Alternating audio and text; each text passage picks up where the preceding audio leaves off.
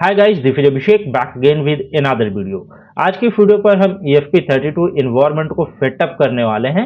ESP32 environment को setup करने के 3 to 4 मेथड्स हैं। सबसे पहले हम उन मेथड्स की बात करते हैं और हम कौन सा मेथड चूज करेंगे उसकी भी बात करेंगे। तो सबसे पहले अगर ESP32 की बात होती है तो ESP32 की ऑफिशियल जो IDE है वो एक्सप्रेस इसकी तरफ से प्रोवाइड की गई ESP IDF है, जहाँ पर ESP32 पर कोडिंग होती है, जहाँ पर आपको फुल कंट्रोल मिलता है ESP32 का।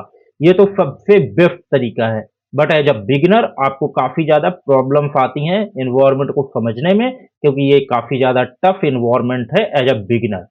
पर एज अ प्रोफेशनल, अगर आप प्रोफेशनल हैं, तो मैं यही रिकमेंड करूंगा कि आप ESP IDF पर कोड करें। और दूसरा मेथड है आर्डिनो IDE। आर्डिनो IDE के ऊपर आप ESP32 पर कोड कर सकते हैं।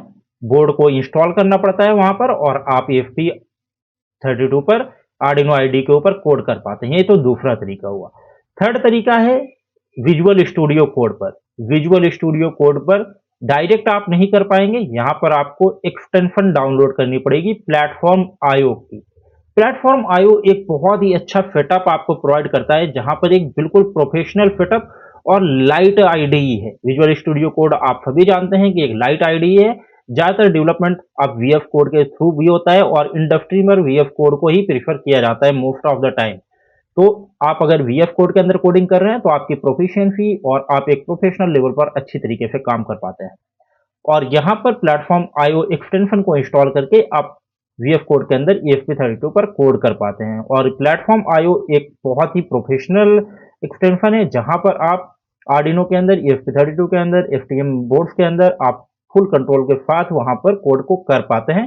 चाहे आप बेयर मेटल प्रोग्रामिंग कर रहे हो, चाहे आप hardware abstraction layer HAL programming कर रहे हो। नंबर 4 मेथड है विजुअल स्टूडियो कोड के अंदर ही आप ESP IDEF की एक्सटेंशन को इंस्टॉल करके आप फुल कंट्रोल के साथ, जैसा आप ESP IDF जो ऑफिशियल IDE है उस पर जिस तरीके से आपको कंट्रोल मिलता है, जिस तरीके से आप वहां पर कोड करते हैं, उसी तरीके से आपको विजुअल स्टूडियो कोड के अंदर ESP IDF के अंदर फुल कंट्रोल मिल जाता है। उसी तरीके से आप डिबग कर पाते हैं प्रॉब्लम्स को और पूरा प्रोजेक्ट आप अच्छी तरीके से बिल्ड कर पाते हैं। पर इस वीडियो पर हम प्लेटफॉर्म आईओ का सेटअप करने वाले हैं। नेक्स्ट वीडियो पर हम ESP IDF का भी सेटअप करेंगे।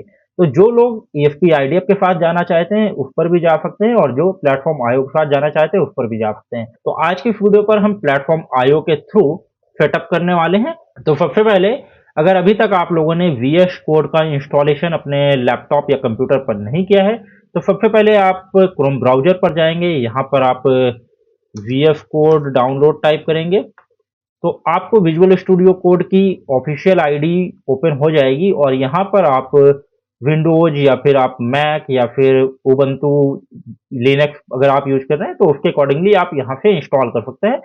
मैं विंडोज यूज कर रहा हूँ तो मैं यहाँ पर विंडोज के ऑप्शन पर क्लिक करूंगा और ये डायरेक्ट डाउनलोड लिंक, ये मेरा डाउनलोड होने लगा एज यू कैन सी। तो यहाँ पर ये डाउनलोड हो रहा है, बट मेरी ऑलरेडी डाउनलोड है और डाउनलोड करने के बाद आप बेसिकली नेक्स्ट नेक्स्ट नेक्स्ट करके इसको इंस्टॉल कर सकते हैं। तो मैं इसको कैंसिल कर देता हूँ। अदर देन आपको VS कोड को ओपन करना है। VS कोड आप ओपन करेंगे। VS कोड ओपन करने के बाद जब आप फर्स्ट टाइम VS कोड को ओपन करेंगे तो मैं दिखाता हूँ किस तरह का इंटरफेस आपके सामने आएगा। तो जब आप फर्स्ट टाइम ओपन करेंगे तो आपके सामने कुछ इस तरह का इंटरफेस यहाँ पर ओपन होगा। बट मेरे केस में यहाँ पर प्लेटफॉर्म आईओ और कोडेक्स और ESP IDF ये सब कुछ दिख रहा है, बट आपके केस में ये नहीं दिखेगा। तो आपको करना क्या है, यहाँ पर आपको एक्सटेंशन का ऑप्शन दिख रहा होगा। तो जैसे ही आप एक्सटेंशन के ऑप्शन पर आएंगे और आप यहाँ पर टाइप करेंगे प्लेटफॉर्म आईओ, तो आपके सामने यहाँ पर प्लेटफॉर्म आईओ IDE ओपन हो जाएगी। अब आपको यहाँ पर सिंपल सा इंस्टॉल कर लेना है। मेरा ऑलरेडी इंस्टॉल है। जैसे ही आप इसको इंस्टॉल करेंगे और इंस्टॉल करने के बाद आप को यहाँ पर साइड में प्लेटफॉर्म आईओ का ऑप्शन दिखेगा। अगर नहीं दिख रहा है, इंस्टॉल करने के बाद आप अपनी IDE को रीस्टार्ट करेंगे। तो मैंने यहाँ पर क्लिक किया और आपके सामने ये कुछ इस तरीके का इंटरफेस यहाँ पर आ जाएगा। तो आपको क्या करना है, साइड में क्विक एक्सेस का ऑप्शन आ रहा होगा। क्विक एक्सेस में PIO होम पर आपको चले जाना है और तो PIO होम यहाँ पर मैंने इसको ओपन कर लिया। तो अगर इस तरीके का इन्वायरमेंट आपके सामने आ जाता है तो आपका प्लेटफॉर्म आईओ का सेटअप हो चुका है। अनदर थिंग इज दैट कि आपने अगर ESP32 को कनेक्ट किया होगा तो आप डिवाइसेज सेक्शन पर आएंगे और यहाँ पर आपको सीरियल पोर्ट देखने को मिलेगा। तो अभी मैंने नहीं कनेक्ट किया हुआ है, मैं इसको कनेक्ट कर लेता हूँ। तो मैंने इसको कनेक्ट कर लिया एज यू कैन सी, और मैं इसको रिफ्रेश करता हूँ तो आप यहाँ पर देखेंगे COM4 और ये यहाँ पर मेरा ESP32 ऑटोमेटिक कनेक्ट हो चुका है और कॉम पोर्ट यहाँ पर COM4 मेरा आ चुका है। इसके बाद होम पर आ जाएंगे। होम पर आने के बाद हम न्यू प्रोजेक्ट्स पर चले जाते हैं। प्रोजेक्ट का नाम दे देते हैं यहाँ पर कुछ, हम एक एलईडी ब्लिंक का कोड भी करके देख लेते हैं यहाँ पर। तो मैं प्रोजेक्ट का नाम दे देता हूँ ब्लिंक एलईडी, और इसके बाद बोर्ड को सिलेक्ट करते हैं। तो यहाँ पर आपको दिख रहा होगा 15 फुट 50 तरह के बोर्ड अवेलेबल है। तो हम क्या यूज कर रहे हैं, ESP32, और ESP32 पर हम mostly ESP32 development board use कर लेंगे, ESP32। तो मैंने यहाँ पर चूज कर लिया ESP32 development module. Most of the module इसमें सपोर्ट कर जाते हैं, या फिर आपके पास जो है आप उसको चूज कर सकते हैं। यहाँ पर फ्रेमवर्क पर आप आर्डिनो या फिर ESP IDF दोनों में से किसी एक को चूज कर सकते हैं। तो इस वीडियो पर हम जस्ट ट्रायल कर रहे हैं कि हमारा सेटअप परफेक्ट हो गया है कि नहीं, तो हम अभी आर्डिनो को ही चूज रहने देते हैं और फिनिश पर क्लिक कर देते हैं। इसके बाद ये थोड़ा सा टाइम लेगा आपके प्रोजेक्ट को बिल्ड करने में, प्रोजेक्ट को क्रिएट करने में। तो इसको थोड़ा सा टाइम देते हैं और इसके बाद हम देखते हैं कि किस तरीके से हम एलईडी ब्लिंक का प्रोजेक्ट कर पाएंगे।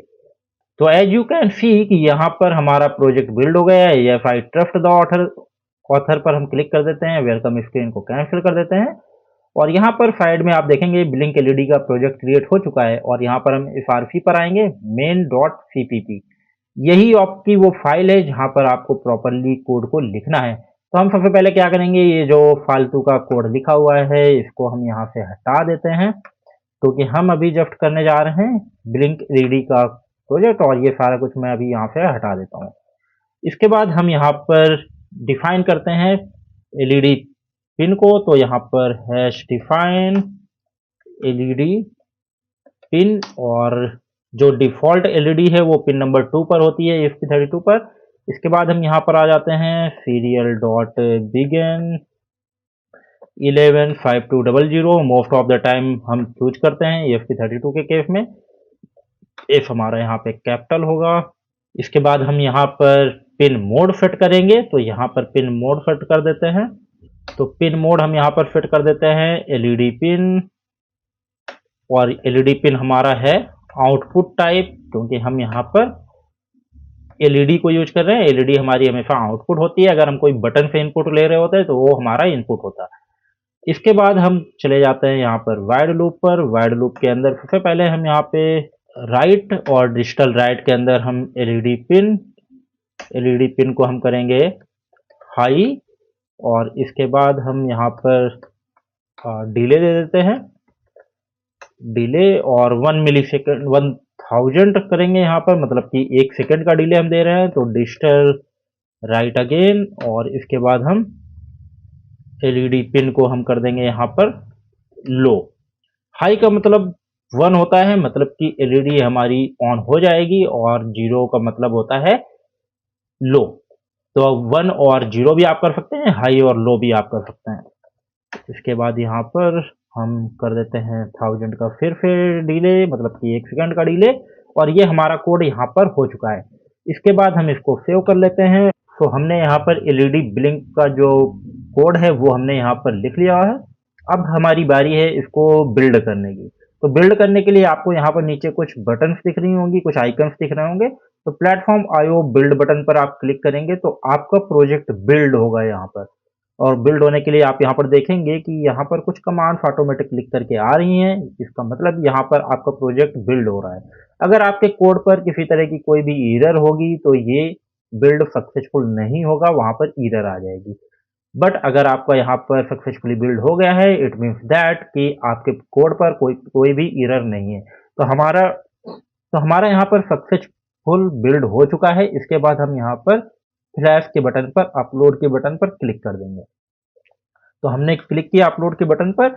अब हमारा जो कोड है, जो हमने फर्मवेयर यहाँ पर डेवलप किया, वो फर्मवेयर अब हमारा इस पर अपलोड होगा।